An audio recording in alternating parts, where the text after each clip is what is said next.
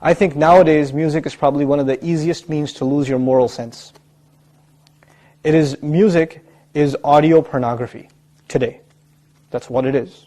It's explicit, it's shameless, it's vulgar, it takes your sense of humanity away from you, it makes you look at women as objects, worse than animals. Just as, and these people are talking about women like they're talking about, an animal, really. It objectifies women, and especially I've noticed a lot of the brothers that I know of Muslims, and they're kind of doing the hifz of the song, right? They're memorizing the song, and they're really good at reciting it with perfect tajweed too, right? And so they do that, and it's just horrible language, horrible, horrific language. The only simple response I have to that, if you have any regard for the Book of Allah, that you really think it's from Allah, بِئْسَ الْإِسْمُ الْفُسُوقُ بَعْدَ الْإِيمَانِ.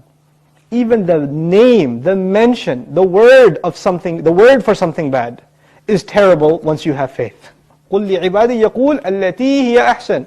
Tell my slaves to say that which is the best.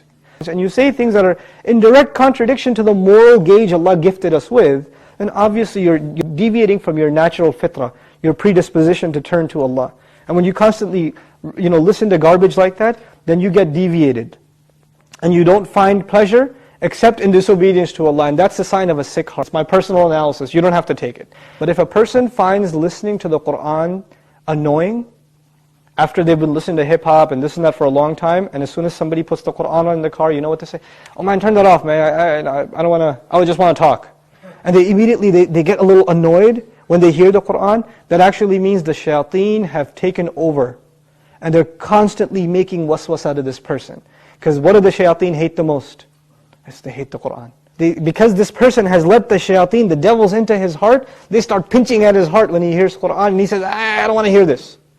To let them out, the first thing you got to do is stop supplying them with fuel. This is fuel. This useless wasting of time, this is fuel for shaitan. They love that you waste your time. They love it. Because the one asset, the one piece of wealth Allah gave every human being is time.